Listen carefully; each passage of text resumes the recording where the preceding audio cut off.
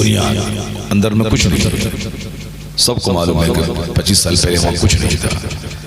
ऐसा नहीं किसी वली का इंतकाल हुआ वहाँ दफन कर दिया गया, कुछ चंद लुच्चे लफंगों ने खाने पीने के लिए सड़क के किनारे उन्होंने एक खबर बना दी, नहीं ख्वाब में आया है कि यहाँ गया। अब सड़क के किनारे कोई भी ड्राइवर जा रहा है 10 ईंटा फेंक दिया, कोई एक बोरा सीमेंट डाल दिया, करते करते बड़ी जगह पर शानदार इमारत बना। अभी तो उलमा किराम जो जिंदा है जिसने देखा कि 25 साल पहले कुछ नहीं था। क्योंकि हमारे यहाँ सख्ती से किसी बिदअत को मिटाने की हिम्मत नहीं है, और अगर कोई मिटाता है, मिटाना चाहता है तो लोग इतना उसको नोच देते हैं कि फिर वो दोबारा बोलना नहीं चाहता है। तो इसलिए से हालांकि उसके खिलाफ इलाके के 50 आलिमों को खड़ा हो जाना चाहिए था, खड़ा हो जाना चाहिए था, लेकिन लोग खड़े नहीं हुए। तो अब इतनी बड़ी बिदअत हो गई कि अब क़यामत तक कोई मिटा नहीं पाएगा उसको, क्योंकि अब भीड़ लगने लगी जुमेरात के दिन। सैकड़ों आदमी की मुर्ग बन रहा है, पुलाव बन रहा है, कहाँ जहाँ कुछ जैसे गैर मुस्लिमों के यहाँ होता है कुछ नहीं है, फिर भी वहाँ सब कुछ कर रहा है। हमारे यहाँ वहाँ आला हज़रत रज़ी अल्लाह तआला अन्हु ने 100 साल पहले कहा था कि जिस कब्र में साहिब मज़ार न हो उस कब्र को असल मज़ार की तरह सलूक करना ये हराम है। वहाँ जाना, फातिहा पढ़ना, चादर चढ़ाना, ये सब के सब हराम है, और उस पर लानत है। जो साहिब कब्र के बगैर किसी भी कब्र पे चला जाए उस पर लानत है, मगर लोगों ने ध्यान नहीं दिया। अभी ताज़ा ताज़ा हमारे गांव घर से 12 किलोमीटर दूरी पे वहाँ भी एक हिंदू यादव ने एक ढोंग रचाते हुए उन्होंने कब्र बना दिया। कागने हमको बाबा ने सपना दिया है कि हमारा उर्स लगा। अब उन्होंने उर्स लगाना शुरू किया, मुसलमान लोग आ गए। मैंने कहा था कई तकरीरों में कि उस गांव, जिस गांव के बगल में था, मैंने कहा तुम वहां जाओ, पाखाना कर दो उस कब्र पे, हम तुमको पैसा देंगे, और अगर तुम लोगों को हिम्मत है तो तुम वहां जाकर के उस कब्र को रातों रात मिटा दो। लेकिन इस तरह से उस हिंदू यादव ने मज़ार का सहारा लेकर के माहौल क्रिएट किया कि अगर कोई उस मज़ार को ढाने जाए तो हिंदू मुस्लिम का दंगा करवा देगा,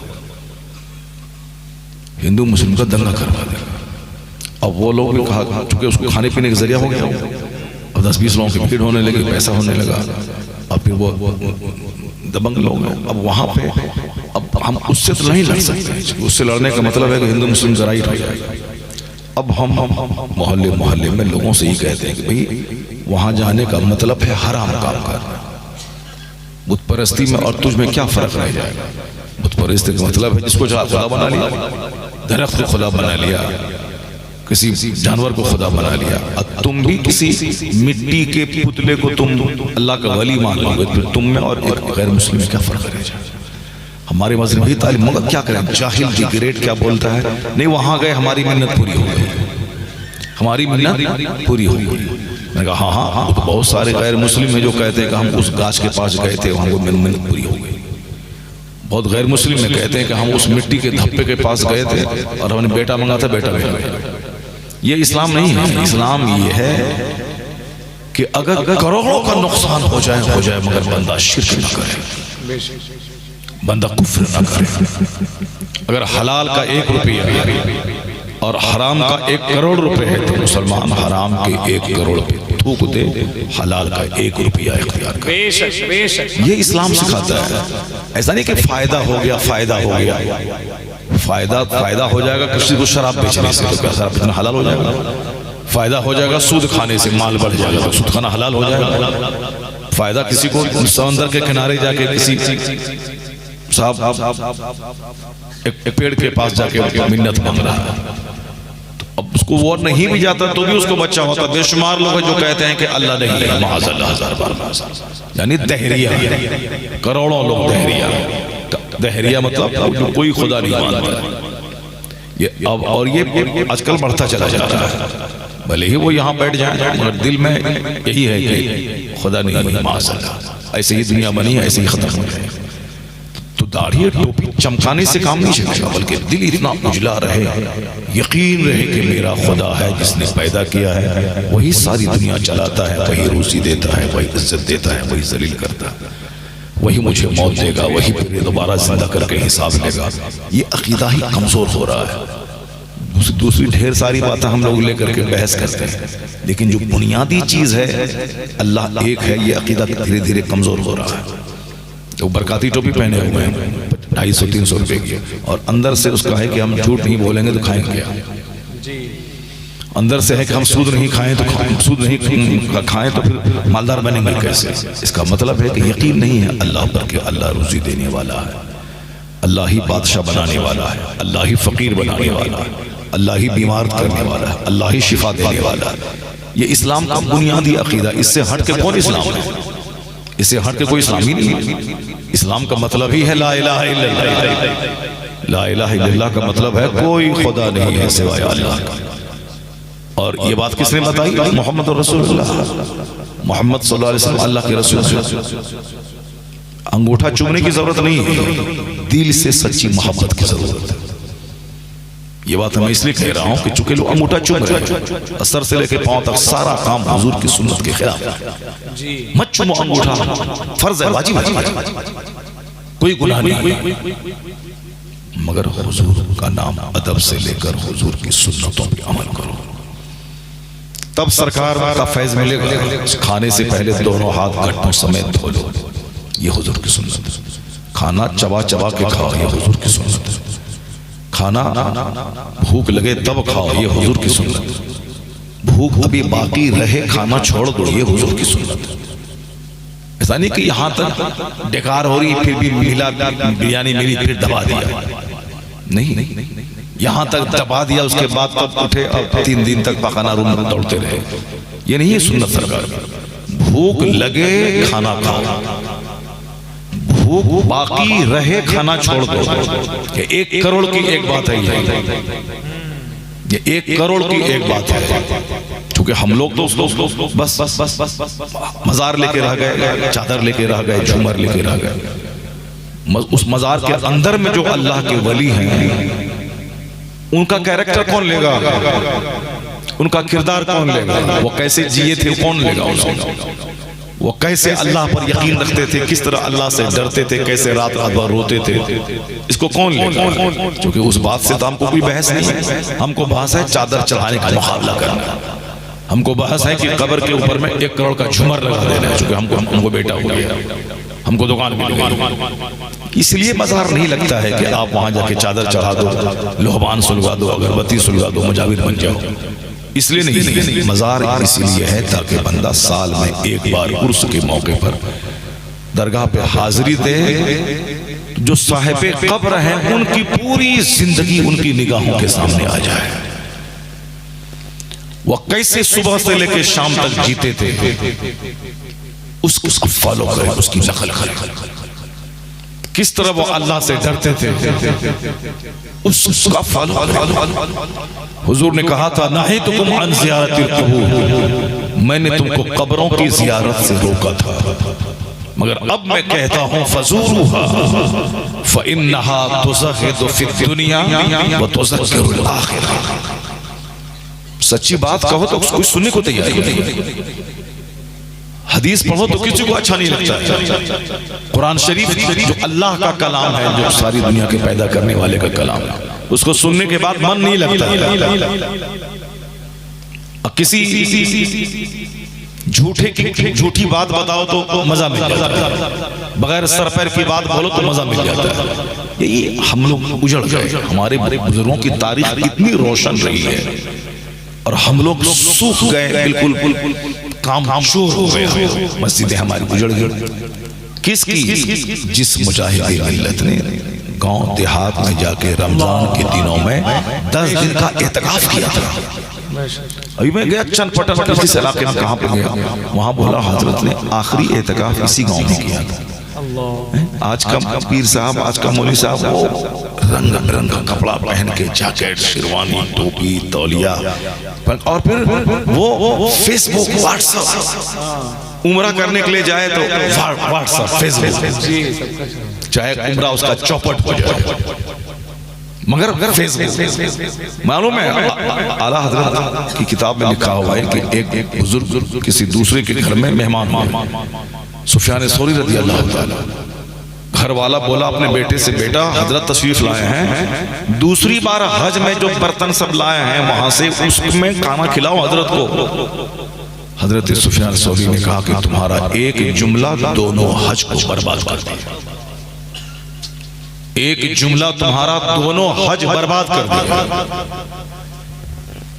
क्यों? तुमने दूसरी बार का नाम लेके महफिल को बताना चाहा कि हमने 2 बार हज किया। दूसरों को दिखाने के लिए जो हज करे या नमाज पढ़े या रोजा रखे, क़यामत के दिन अल्लाह ताला कहेगा जाओ उनसे बदला मांगो जिसको दिखाने के लिए तुमने ये काम किया था, उससे बदला मांगो। उतना एक हिंदू फेसबुक नहीं चलाता जितना एक मुसलमान का बच्चा चलाता। हिंदुओं की बेटियां उतना इंस्टाग्राम नहीं चलाती जितना मुसलमानों की बेटियां चला रही।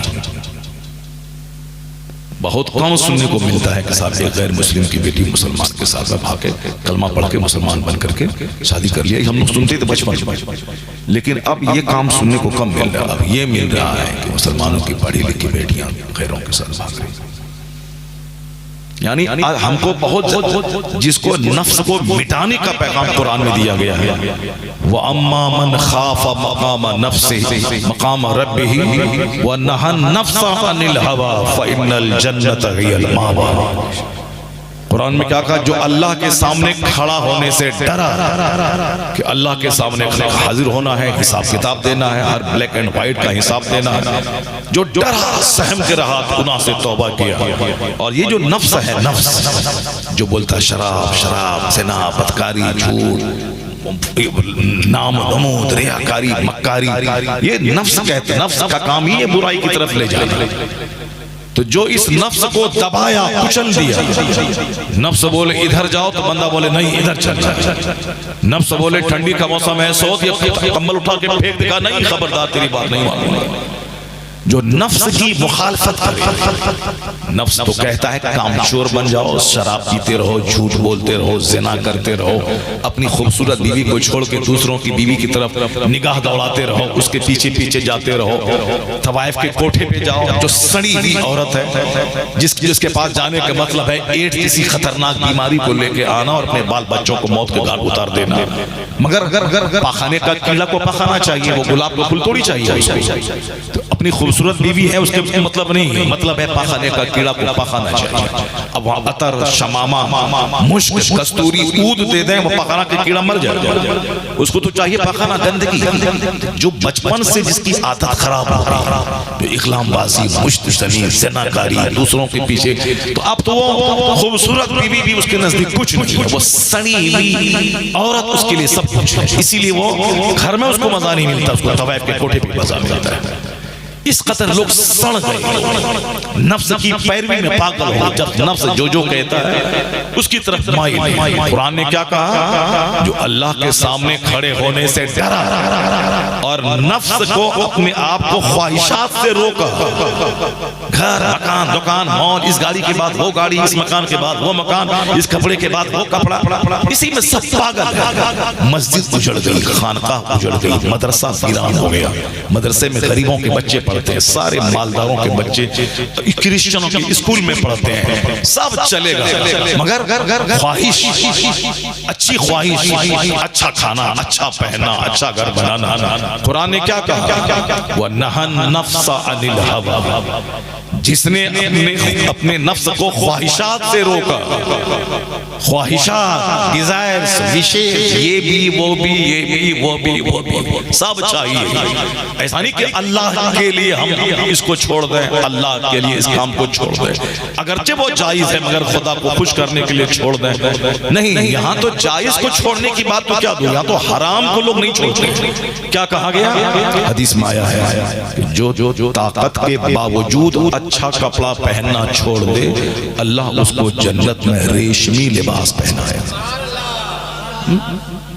यहाँ तो ताकत नहीं है तो भी कर्जा लेके एक दिन कपड़ा बनाना, ताकत नहीं है तो भी दूसरे का मुकाबला करने के लिए बुलेट खरीद लेना, 6 साल तक उसको किस्त भरते रहना।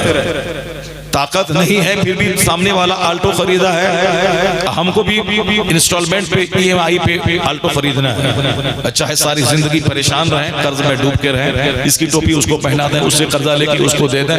इसी में चेहरा काला, दिल काला, 1 दर्जन बीमारी, शक्कर आया बीच चौराहे पे गिरे, मर गया, मरदूद जाओ कब्र में सड़ने के लिए। आल्टो अपनी जगह रह गई, तुम जाओ सड़ो कब्र। अब वहां कब्र में आप हिसाब दो, कैसे तुमने रात गुजारी, कैसे तुमने दिन गुजारा, कहां से तुमने माल कमाया, कैसे तुमने खर्चा किया, कोई मतलब नहीं।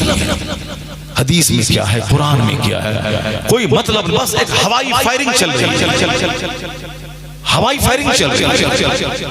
सच्चाई से कोई बहस नहीं है। 20 साल तक पढ़ा, अब 20 साल से स्टेज पे रह रहा है, जबकि उसको मालूम है कि एक वक्त की नमाज को छोड़ना हराम और गुनाह कबीरा है, फिर भी नमाज छोड़। कोई मतलब नहीं है कि मरना है कल हिसाब देना है, नहीं, 2 टका कमाना है, बीवी को अच्छा से खिला करके धामगढ़ शरीफ में घुमाना है, सिनेमा हॉल लेके जाना है और आराम तक के जो जाने का, हाँ साहब ये बड़ा अच्छा कमा रहा है, खा रहा है, क्या कमाओ खाओगे तुम, क्या खाओगे। अभी मैं कल सेठ के यहाँ ठहरा था, जिंदगी में पहली बार मैंने वैसी स्वीट खाई थी, पहली बार। पूरा हिंदुस्तान घूमते हैं, दुबई कहाँ गए हम, इतना बड़ा शानदार मकान, इतनी शानदार गाड़ियां, 25-25, 55-55 लाख की गाड़ियां, 10-10 करोड़ की गाड़ियां, क्या तुम घूमेगा, क्या तुम खाएगा। मगर इतना जान लो कि चाहे 50 करोड़ की गाड़ी रहे या 50 खरब का बंगला रहे, अगर वहां दीनदारी नहीं है वो बिल्कुल कौड़ी के दीन है। अगर तुम मिट्टी के घर में रहते हो, किराए के घर में रहते हो, अगर वहां सजदा है, नमाज है, अखलाक है, ज़िना शराब नहीं है, तो तुम्हारा घर उनके 50 करोड़ के बंगले से लाखों गुना बेहतर। ख्वाहिश मकान चाहिए, चाहे जहन्नम में चले जाए, गाड़ी चाहिए, चाहे मरने के बाद 99 अज़दा सांप कब्र में ढसे। अभी फेसबुक पे नाम होना चाहिए पूरे हिंदुस्तान में कि हम उम्रा के लिए गए थे, चाहे अल्लाह के नजदीक एक पैसा अजर मिले ना मिले, अभी नाम होना चाहिए। ख्वाहिशात की जो गुलामी करेगा दुनिया में तो जलील होगा ही, मरने के बाद कुछ। इस्लाम सबसे ज्यादा जोर देता है इस पर सीने पे। आका अलैहिस्सलाम ने 3 बार अपने दिल की तरफ इशारा करके कहा, अत्तक़वा हा होना, अत्तक़वा हा होना, अत्तक़वा हा होना।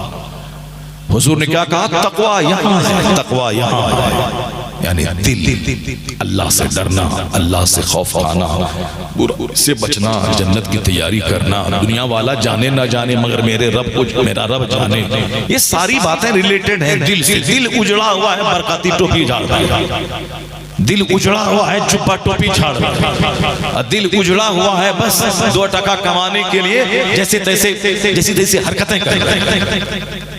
दिल सजा हो रहा है। इन्नल्लाह ला यंज़ुरु इला सुवरिकुम व अमवालिकुम, Allah does not see your face, Allah does not see your wealth. Allah नहीं देखता कि आप कितना खूबसूरत हैं, अल्लाह नहीं देखता कि तुम कितने मालदार हो, अल्लाह दिल को देखता है कि यहाँ क्या है। अल्लाह यहाँ देखता है कि दिल में क्या है, कितना डर है यहाँ। जबान से सफाई तो दे देगा, हाँ हमको अल्लाह से डर है, और दिल में बंद कमरे में नंगा होके घटिया वीडियो बना, भले ही समाज वाला नहीं जाने, अल्लाह तो जान रहा है, अल्लाह तो देख रहा है। जबान से सफाई, हम ऐसा नहीं, और अंदर घटिया हरकतें, दिल उजड़ गया। जबकि मुस्लिम शरीफ की साफ हदीस में आया है, ला यंज़ुरु इला सुवरिकुम, अल्लाह तुम्हारे चेहरे को नहीं देखता, जिस चेहरे को तुम सजाते हो, लेकमी फेस साफ, फेयर एंड लवली, ये लेना, ऐसे पोछना, फिर डालना, फिर पानी से पोछना, फिर डालना, फिर पानी से पोछना।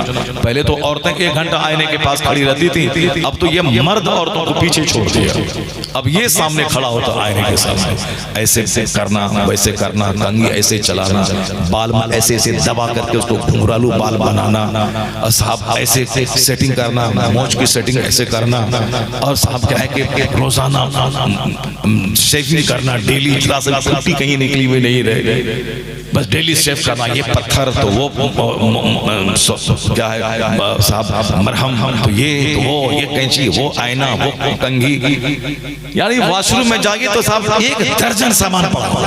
ये फेस क्या बोलता है उसको, फेस वॉश, फेस वॉश। ये हल्दीराम का वो साहब उसका हल्दीराम कहते हैं वो, अरे वो रामदेव का पतंजलि का फेस वॉश चल रहा है। हम लोगों ने आज तक जिंदगी में आज तक फेस वॉश नहीं खरीदा। 55 साल की उम्र हो रही है, 55 साल की उम्र शुरू हो गई, आज तक सच करो हजरत सामने बैठे, ऐसा शौक ही दिल में नहीं पैदा हुआ कि चेहरा को उजला करने के लिए फेस वॉश खरीदा।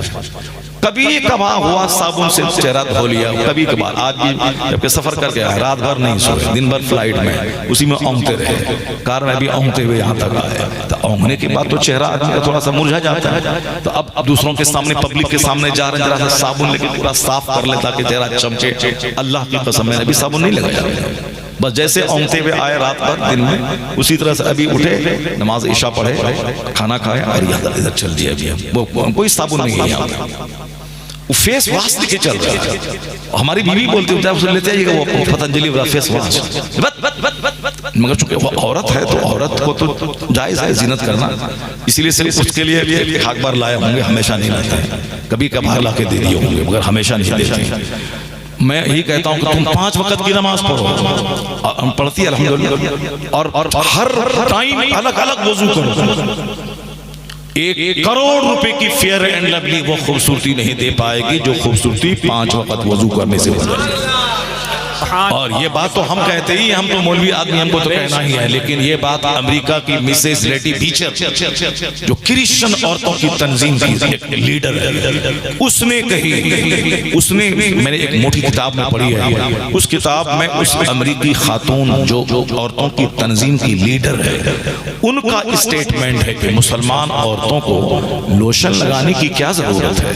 उसके मजहब ने इतना जबरदस्त कायदा नमाज का दिया है कि अगर नमाज से पहले वजू में फेस वॉश है, चेहरा धोना, face wash, hand wash, leg wash, वो 5 टाइम चेहरा धोना। ब्यूटी पार्लर में तो एक दिन में एक बार गई, वहीं 2-4 बार पानी से चेहरा साफ करवाया, मगर यहाँ 5 बार फेस वॉश, फजर से पहले, सुबह से पहले, असर से पहले, मगरिब से पहले, ईशा से पहले 5 बार फेस धोना। और वो कहती हैं कि नमाज में जब सजदे में औरत जाती है तो हार्ट, जो ब्लड का सप्लायर, जो ब्लड आउटपुट भी करता है, इनपुट भी करता है, पूरे जिस्म के ब्लड को दिल लेता है, फिर ये ब्लड पूरे जिस्म में सप्लाई करता है।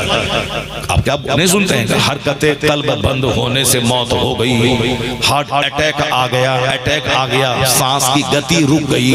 ये अटैक हार्ट माने दिल, ये दिल का ब्लड सर्कुलेशन बंद हो गया, दिल की रगें ब्लॉक हो गई।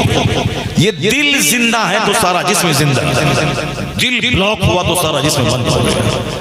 तो क्या कहा, ये दिल ब्लड का सप्लायर है। 4 रगें हैं, 2 रगें ब्लॉक हो गई, अब क्या होगा, बाईपास सर्जरी करनी होगी ताकि ब्लड पहुंचे, चूंकि यही ब्लड को सप्लाई नीचे भी करता है, ऊपर भी करता है। ये हार्ट ब्लड का सप्लाई, ये नीचे भी सप्लाई करता है, अपने नीचे वाले पार्ट्स पांव तक, और अपने ऊपर वाले पार्ट्स सर तक सप्लाई करता है। दिल कमजोर हो जाए, सप्लाई बंद हो जाए तो चेहरे पे दाना होता है, चेहरे पे चेहरा मुरझा जाता है। अरबपति घराने की बेटियों का अक्सर चेहरा, उसके चेहरे पे 50-100 दाने होते हैं, क्योंकि उनको कोई काम तो है नहीं खाने पीने के लिए, बस सिर्फ मोबाइल चलाना है और 1 घंटे 2 घंटे तक चेहरे में लोशन लगाना है। अब जाहिर वो केमिकल है, वो केमिकल चीज को बार बार इस नाजुक चेहरे पे जो लगाएगी तो क्या हाल होगा उसका। वक्ती तौर पर 1 मिनट के लिए चेहरा चमक तो गया, लेकिन उसके बाद पूरी खाल को गला के राख कर देता है। इसीलिए अरबपति घराने की पहुंच गए। हम लोग हवाई जहाज पे चलते रहते हैं बराबर, अब वहां कोई गरीब घर की औरतें थोड़ी चलेंगे, वो जींस टी शर्ट पहनी हुई साहब, उनके पास हमारे पास जो बैग की कीमत है उससे 10 गुना ज्यादा महंगा बैग उसके पास मौजूद है। उसके हमारे पास मोबाइल है 30,000 का, उसके पास मोबाइल 3 लाख रुपए का है। जाहिर सी बात है मालदार अरबपति घराने की बेटियां अब सामने बैठी हुई, नजर तो चेहरे पे पड़ जाएंगे। और चूंकि हम लोग समाज में रहने वाले लोग हैं, समझाने वाले लोग हैं, तो हम लोग तो गौर करते रहते हैं कि कहाँ कहाँ क्या क्या कैसे होता है। इसीलिए हम लोग को नजर पड़ती है, हम देखते हैं उसके अक्सर अरबपति घराने की औरतों के चेहरे पे इतने दाने दागदार क्यों? उसमें ज्यादा रोल रहता है ब्लड सर्कुलेशन का। ब्लड नहीं पहुंच पाता है वहां, दाने निकल जाएंगे, ब्लड नहीं पहुंचेगा, दाने निकल जाएंगे। आजकल एक बीमारी हो गई है खुजली की, खारिश की, अक्सर लोग उसमें मुब्तला है, खारिश की बीमारी हो रही है और ज्यादातर खारिशें सर में खुजलाहट हो रही है और चेहरे पे। अब उसके लिए अमेरिका में साइंसदानों का काम ही है पता लगाना बीमारी कैसे होती है, उसका इलाज कैसे होगा, रीजन क्या है। तो रीजन ये है कि ब्लड सप्लाई जिस पार्ट में नहीं पहुंचेगा, जैसे यहाँ ब्लड नहीं पहुंच रहा है तो बिल्कुल सुन हो जाता है, आप ऐसे ऐसे करें वहां एहसास नहीं होगा क्योंकि ब्लड वहां नहीं पहुंच रहा। और ये बीमारी आजकल बढ़ रही है, ब्लड का हर जगह पहुंचना जरूरी है। ब्लड बनना बंद हुआ तो आप चाहिए हो गए, खत्म हो गया, मर गए। अब कितना रोजाना आप ब्लड चाहिए, ब्लड कैंसर क्या मतलब, ब्लड शॉर्ट कर रहा है उसका। अब बुखार हमेशा रहने की वजह से ब्लड शॉर्ट कर जाता है। अब जो हमारा ब्लड रोजाना आपका ब्लड डेली बन रहा है, रोटी खाते हैं ब्लड बन रहा है, चाय पीते हैं ब्लड बन रहा है, सेब खाते हैं ब्लड बन रहा है, मड़वा की रोटी खाते हैं ब्लड बन रहा है। बिल्कुल मामूली ग़िज़ा सूखी रोटी नमक के साथ खाएं, दाना पच गया, एक तरफ पेशाब बन के निकला, एक तरफ पखाना बन के निकला, एक तरफ ब्लड बन के निकला। और अगर औरत है तो एक तरफ वहीं से दूध बन के निकला। गाय है तो वही घास खाती है, उस घास से एक तरफ पखाना, एक तरफ पेशाब, एक तरफ ब्लड और एक तरफ उसी गोबर और खून के बीच से साफ और शफाफ दूध निकलता है।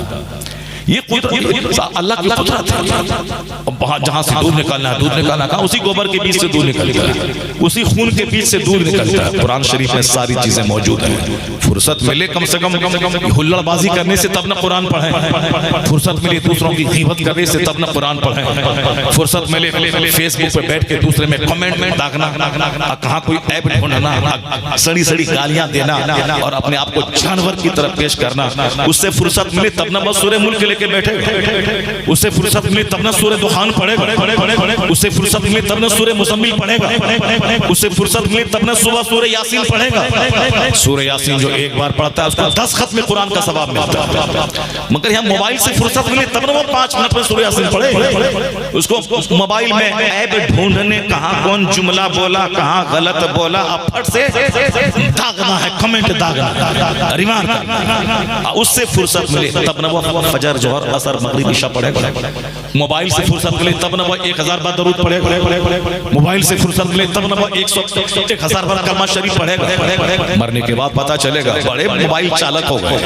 इतने ही बड़े मोबाइल चालक हैं तो आपको अमेरिका का सबसे बड़ा इंजीनियर बनना चाहिए, विप्रो कंपनी का सबसे बड़ा इंजीनियर बनना चाहिए, 10 लाख रुपए महीना कमा लेते, कुछ मिला नहीं, बस 24 घंटे ऑनलाइन फेसबुक में अपना इंस्टाग्राम व्हाट्सएप यूट्यूब पे दागे जा।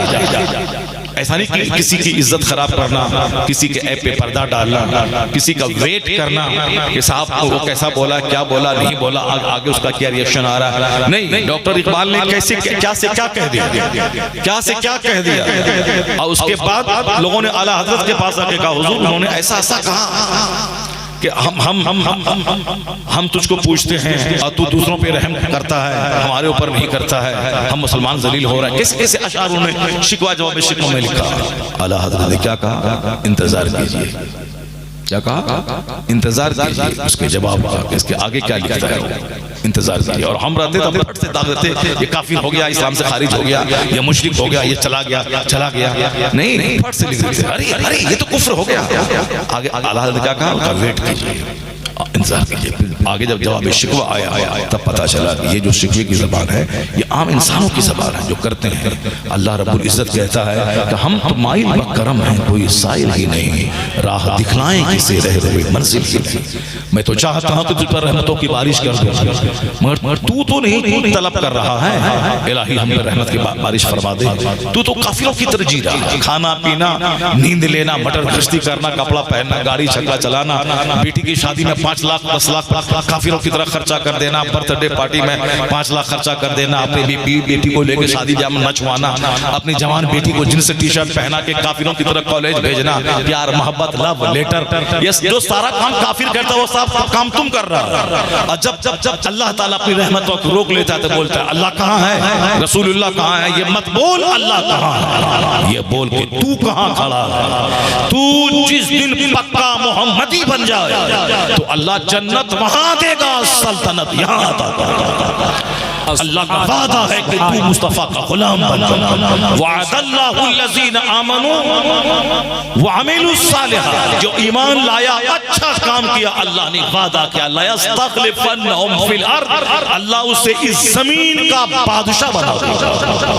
जो ईमान लाए अच्छा काम शैतानों जैसा उम्मीद लगा के बैठे हैं कि सालिहीन की तरह अल्लाह रहमत का नुज़ुल फरमा देगा, नहीं होता है काम। इब्लीस की तरह ख्वाहिश है फरिश्तों की रहमत नाजिल हो जाए, नहीं होगी रहमत नाजिल। वो तो इज्जत बच रही है मुस्तफा जान रहमत सल्लल्लाहु अलैहि वसल्लम की वजह से कि अल्लाह ने महबूब से कहा है कि जब तक आप इस उम्मत में हैं अल्लाह अज़ाब आम नाजिल नहीं करे। तो आका अलैहिस्सलाम की कब्र अनवर दुनिया में मौजूद है, तो अज़ाब आम के सारी दुनिया आग में झुलस जाए, सारे लोग मर जाएं, ये आम अज़ाब नहीं आएगा। हाँ कहीं कहीं आएगा, यहाँ चेहरा बिगड़ जाएगा, वहाँ सूखा हो जाएगा, वहाँ आग लग जाएगी, 10 लाख लोग मर जाएंगे, वहाँ सैलाब आ जाएगा, वो आबादी तक। लेकिन जनरल अज़ाब तूफान नूह की तरह के सैलाब आए, सारी दुनिया खत्म हो जाए, ये अज़ाब नहीं आएगा। जब तक मुस्तफ़ा जमीन के ऊपर थे उस वक्त तक ये अज़ाब आम नहीं आया।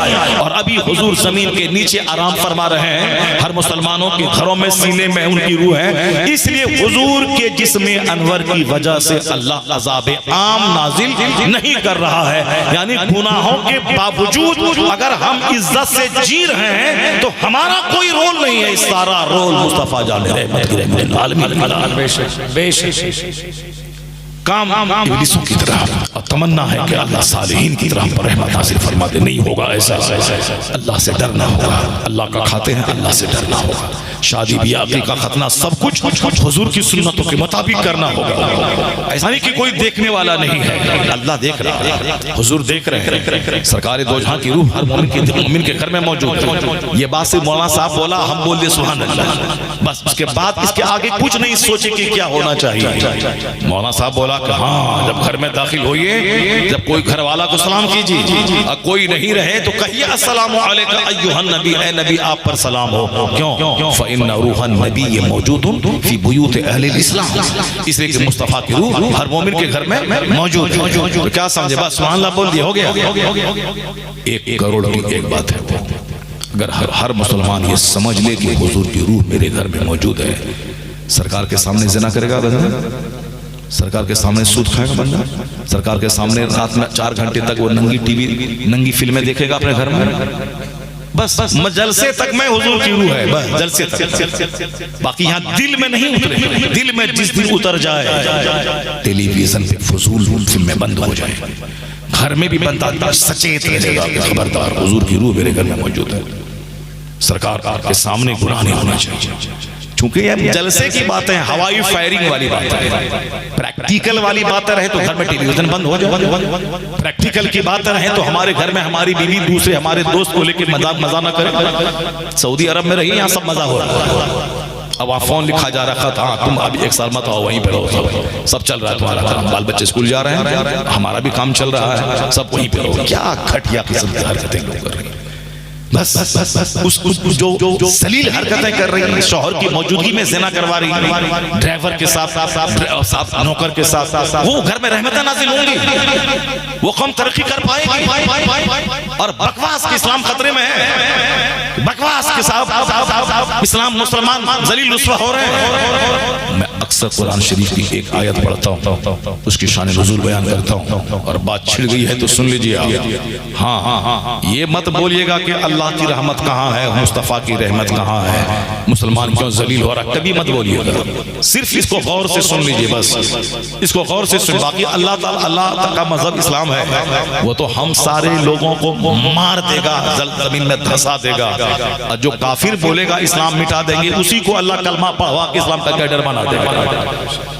अल्लाह ताला वही दुनिया पैदा करने वाला, वही सबको, जो पानी की बूंद से इंसान को पैदा किया है, उस अल्लाह को मालूम नहीं कि हम कैसे इसको हम सजा दें, कैसे इसको हम इज्जत दें। सारी दुनिया में अमेरिका की वाहवाही, हाई टेक्नोलॉजी, पूरी दुनिया का सुपर पावर, पूरी दुनिया का बादशाह, सारी दुनिया उससे डरती है। हिंदुस्तान का राजा ये भी डरता है उससे, कुछ लोगों की तरह घूमता रहता है। साहब इनॉग्रेशन सेरेमनी में हमको दावत नहीं मिली तो अपना आदमी को भेज दिया कि कम से कम दुनिया में नाक कटने से बच जाए कि हाँ इन्विटेशन कार्ड आया और हाँ हमारे पास वरना जलील हो जाएंगे।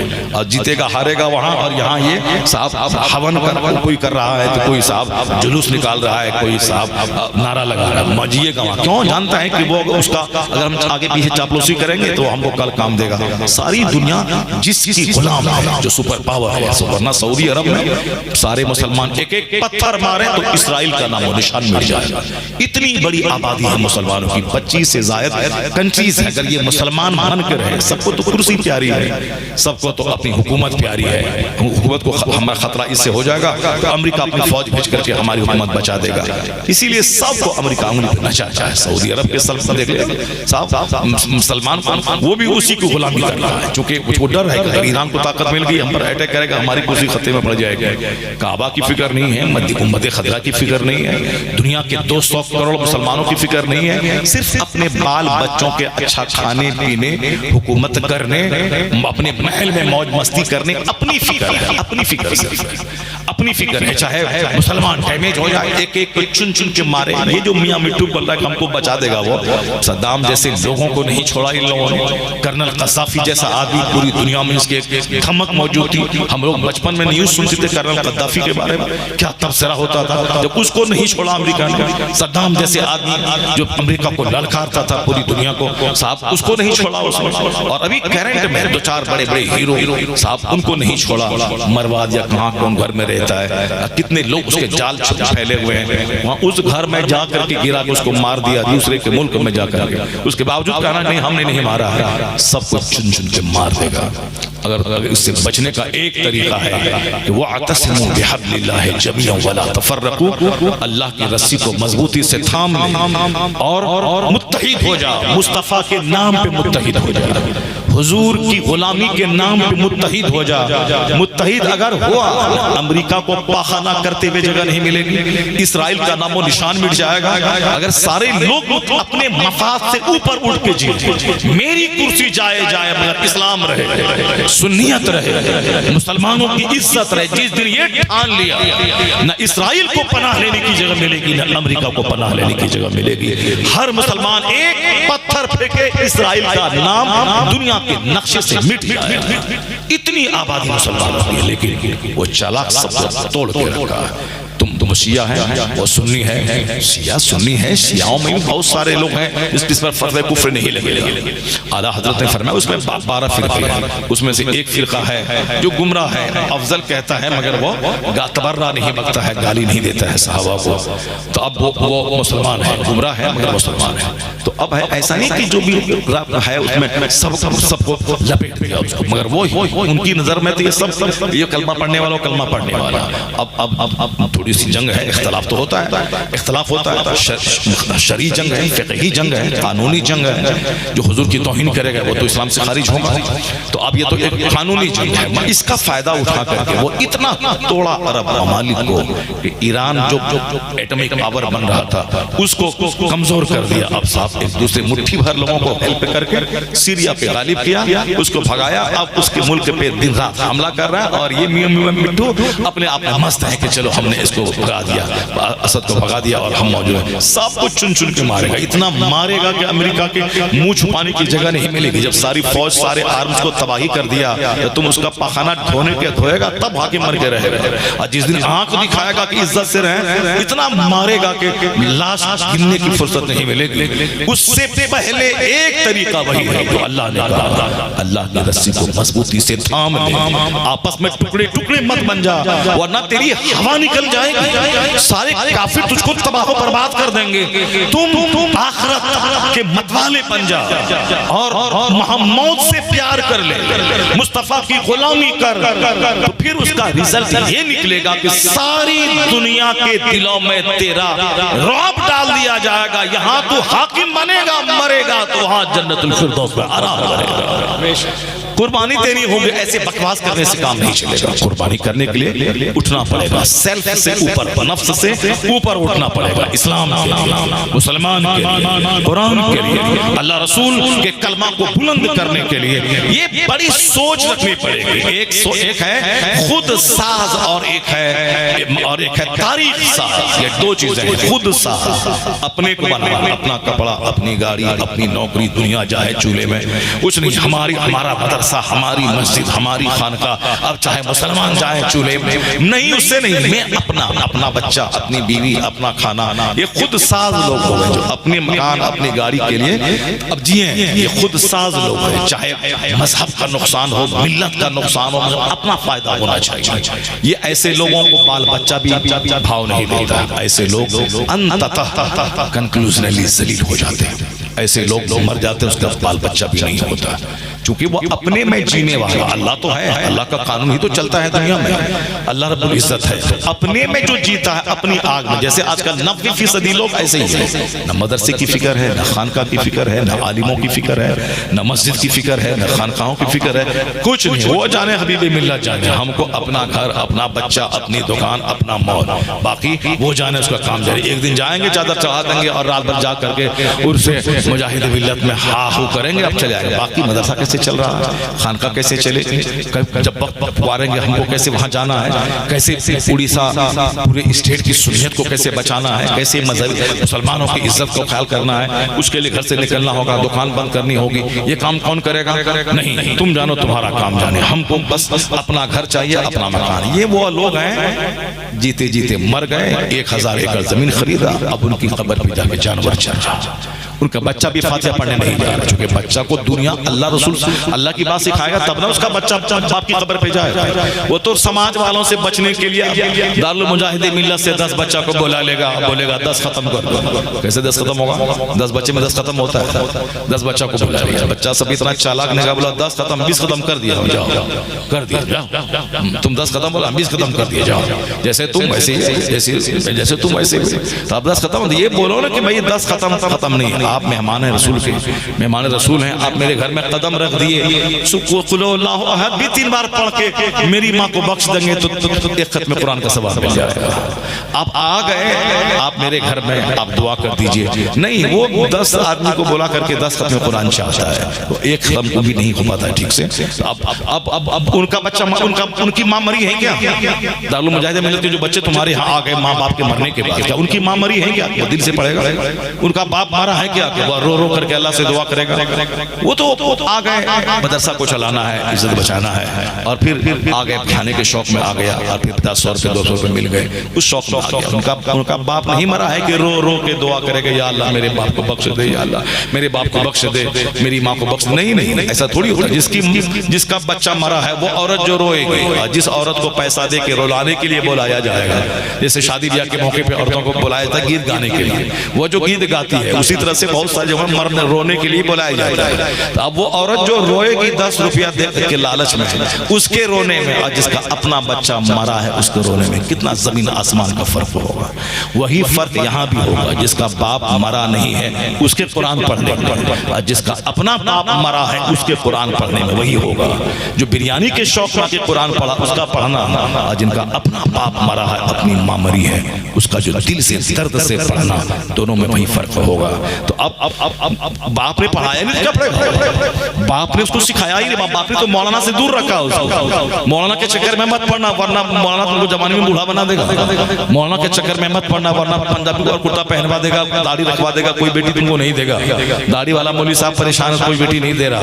दाढ़ी मूंडने वाले के पास ढेरी बेटी, चाहे वो तलाक दे, चाहे दिन रात लत्तम जुत्तम करे, मारे दाड़े, शराब पी के आए, वो सब चलेगा, मगर दाढ़ी मुंडा चाहिए, दाढ़ी वाला शौहर नहीं चाहिए। अब आप मरो, शादी की 3 महीने के बाद तलाक हो गई। अब सब सारी जिंदगी सड़ते रहो बाप के यहाँ, क्योंकि बोला तक दाढ़ी वाला शौहर नहीं चाहिए, चेहरे पे जंगल अच्छा नहीं लगता है। कितनी गंदी सोच पैदा हो गई। सिख घराने में जाओ क्या अरबोंपति करोड़पति हैं, सारे नौजवान दाढ़ी रखते हैं, उनकी खूबसूरत गोरी गोरी उनकी बेटियां उसी दाढ़ी वाले को लाइक कर रही हैं, क्योंकि वो लोग कहीं बाहर तो शादी करती नहीं है। उसी दाढ़ी वाले सिख नौजवान के पास देखिए डीएम, एसपी, कर्नल, जनरल, पहले थे बूटा सिंह जैसा आदमी गृह मंत्री, मनमोहन सिंह जैसा प्रधानमंत्री। मनमोहन सिंह के चेहरे पे दाढ़ी, सर पे पगड़ी, बूटा सिंह के चेहरे पे लंबी दाढ़ी और सर पे पगड़ी। अभी कौन कर्नल सिंह था वो कश्मीर में फौज का बड़ा सरबराह, चेहरे पे दाढ़ी, सर पे पगड़ी। तो अब उनकी जो बीवियां हैं, अभी जो पंजाब का जो सीएम है, चीफ मिनिस्टर, वो आप लोग जानते हैं उसका नाम, अभी चीफ मिनिस्टर बनने के बाद उसकी शादी हुई है, दूसरी शादी, उस शादी में अब सर पे पगड़ी, चेहरे पे दाढ़ी। कहाँ वो पंजाबियों की बेटियां बोलती हैं कि नहीं दाढ़ी जंगल की तरह से प्यारी करें, कहाँ बोलती हैं? अरबपति घराने की अरबपति बेटियां जो लड़की खुद डीएम, उनका शौहर भी डीएम है, वो पगड़ी पहन के बड़का बाबा, बड़का हम लोगों को पगड़ी से डबल पगड़ी उसकी होती है, बिल्कुल मोटी पगड़ी, चेहरे पे लंबी दाढ़ी। अब उससे 18 साल की जवान खूबसूरत बेटियां जो डीएम है वो उनसे शादी कर रही है। कहाँ बोलती है कि जंगल अच्छा नहीं लगता है? मुसलमान उजड़ गए, उजड़ गए, सिर्फ दरगाह लेके बैठ गए, चादर लेके बैठ गए, डांस लेके बैठ गए, क्रिकेट लेके बैठ गए, स्पोर्ट्स लेके बैठ गए। दरगाह में जो बुजुर्ग हैं उनकी तालीम लेके बैठ जाए, उनका पैगाम, उनका मैसेज लेके बैठ जाए। कैसे जीते, उन्होंने कैसी जिंदगी गुजारी, कैसी सोच उन्होंने बनाई, सोच बनाने की जरूरत है। ये हमारी सड़ी गंदी बेटियां जो एक मौलवी को लाइक नहीं कर रही है। एक मौलवी साहब को मैंने देखा दिल्ली में, वो अफसोस करते में कहा कि हजरत जबरदस्त कारी, उनके पीछे नमाज मैंने पढ़ी, जबरदस्त कारी का हजरत दुआ फरमाए शादी नहीं हो रही है। मैंने कहा क्यों? कहा मेरे बाहर तो करेगा नहीं, रिश्तेदार में जो लोग उसको जानते हैं वही लोग ना बेटी देंगे। रिश्तेदारों में लोग कोई मौलवी समझ के बेटी नहीं दे रहे हैं। इसकी आमदनी कितनी, इसकी आमदनी 10,000 कमाता, नहीं देना बेटी। बेटी चाहे बूढ़ी हो जाए, बेटी चाहे सड़ जाए, बेटी चाहे दूसरे लड़कों से संबंध बना के 4 हमल उसका हॉस्पिटल में गिरवा दिया जाए, सब चलेगा, मगर आमदनी चाहिए लड़के की 1 लाख रुपए बढ़ाना। क्या सड़ी बातें कर रहे हो यार? इधर 4 हमल गिर गए चोरी छुपे।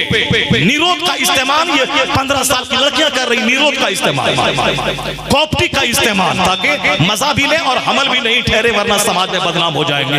क्या गंदा काम समाज में हो रहा है। और साहब फिर शादी नहीं करवाएंगे वक्त पे, जबकि हुजूर ने कहा है। अब हुजूर ने कहा, ये कौन सुनेगा?